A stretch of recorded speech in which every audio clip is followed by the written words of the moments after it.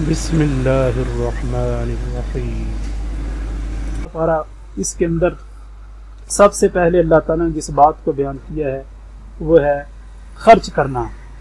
देखें, जो कुछ हम हैं, हमारा जान माल हर चीज अल्लाह ने दिया है, तो लिहाजा इन पर हुक्म भी अल्लाह का चलेगा। तो लिहाजा हम अपनी जिस्म से वो काम करेंगे जो अल्लाह चाहते हैं। नमाज का हुक्म नमाज, जिक्र तलावत, हलाल खाना, अच्छे अखलाक, ये हुक्म है। हराम से बचना, सूद से बचना, जो है रिश्वत से बचना। इसी तरह माल जो है, माल के अंदर भी हुक्म अल्लाह का चलेगा। कुछ हुक्म फराइज वाजिबात है, कुछ नवाफिल है। तो चौथे पारे के शुरू में अल्लाह ने फरमाया कि खर्च करना चाहिए, और उस वक्त तक तुम नेकी के कमाल को नहीं पहुंच सकते जब तक कि तुम अपनी पसंदीदा चीज अल्लाह के रास्ते में खर्च ना कर लो।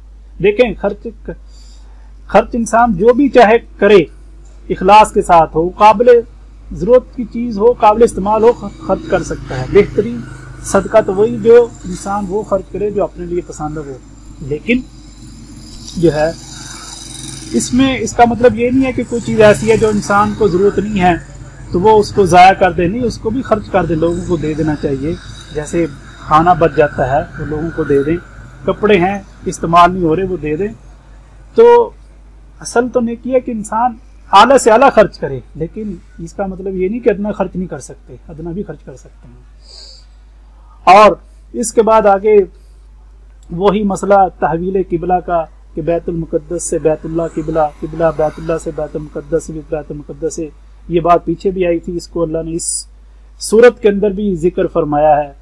ये यहूदी ये ईसाई बहुत शोर करते थे, यहूदी और ईसाई दोनों का किबला बैतुल मुकद्दस है, अंदाजा लगाएं। लेकिन उनकी आपस में लड़ाई रहती थी, वो उनके किबला को नहीं मानते थे, वो हालांकि सिम्मत का फर्क था, शिमाल जनूब ये सिम्मत थी, आपस में लड़ते थे। और मुसलमानों का किबला बैतुल्लाह था, फिर दोनों बैत मुसलमानों से लड़ते थे।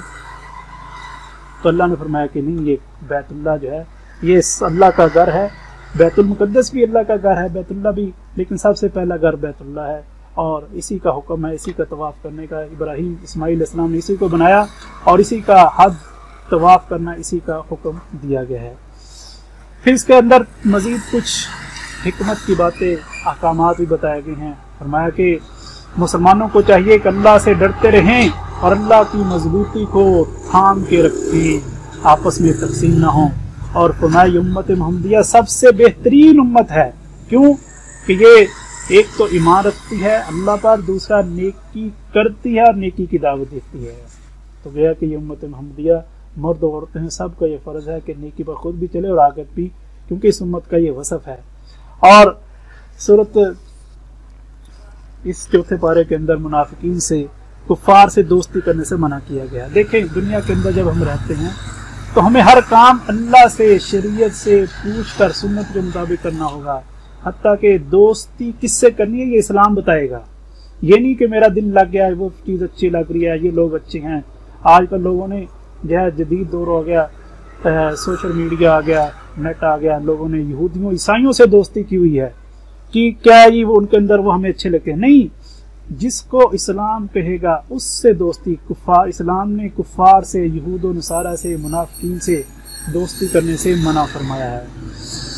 और फरमाया कि 4 नुकसान बताए हैं। पहली बात कि वो तुम्हें नुकसान पहुंचाएंगे, तुम्हारे दीन और दुनिया का नुकसान पहुंचाएंगे, तुम्हारे लिए बुग़्ज़ और हसद रखेंगे, और तुम्हें जो है तुम्हारे राजों को दूसरों तक पहुंचाएंगे।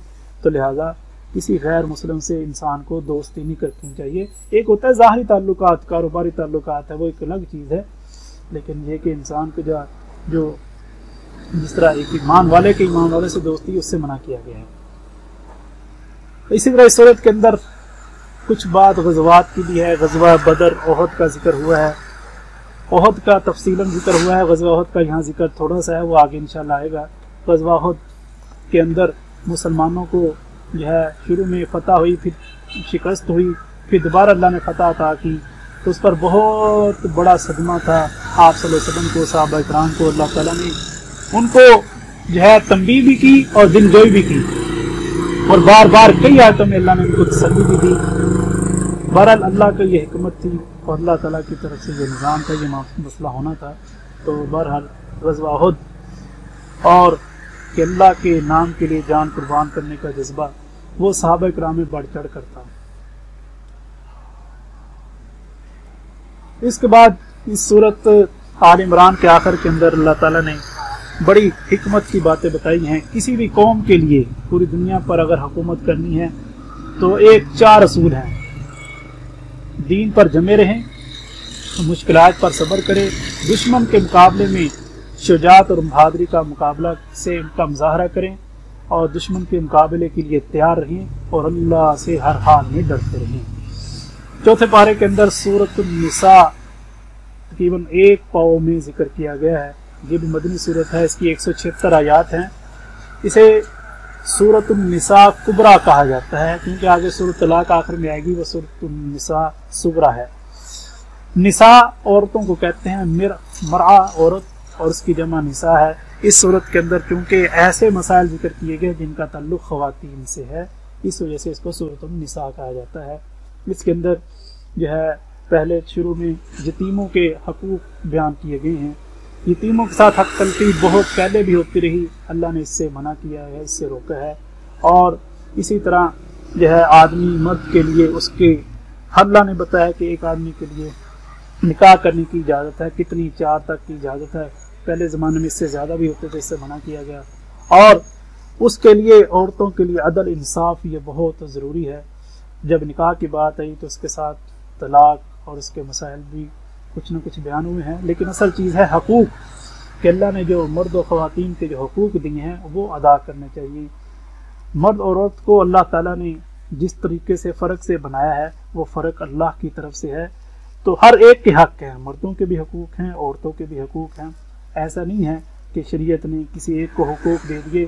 یہ دنیا کی غلط بات ہے کہ وہ عورت کو جو ہے، حالانکہ دنیا عورتوں کے حقوق لوگوں نے غصب کیے. آج یورپ نے عورت کو باہر نکالا کہ گھر سے باہر نکلو، باہر نکال کر نہ وہ گھر کی رہی نہ باہر کی رہی، نہ اس کو مردوں کے مرابط تنخواہ ملی نہ سہولیات ملی. کھیل کے اندر کتنی جو ہے زور و شور ہوتا ہے کہ عورتوں کو کھیل ٹیم بنائی جائے، ان کو یہ کیا جائے، لیکن آج تک کسی عورت کسی کھلاڑی کی جو ہے تنخواہ برابر نہیں ہے مردوں کے برابر. یہ صرف ان کی ایک چال تھی. اسلام نے جو عورت کو حقوق دیے ہیں وہ کوئی دنیا نہیں دے سکی. اسی طرح میراث کے احکام بھی اللہ تعالیٰ نے اس صورت کے اندر بیان کیے ہیں. اسلام شروع زمانے میں مشرکین مکہ اور زمانہ جاہلیت میں عورت کو حقوق نہیں دیے جاتے تھے.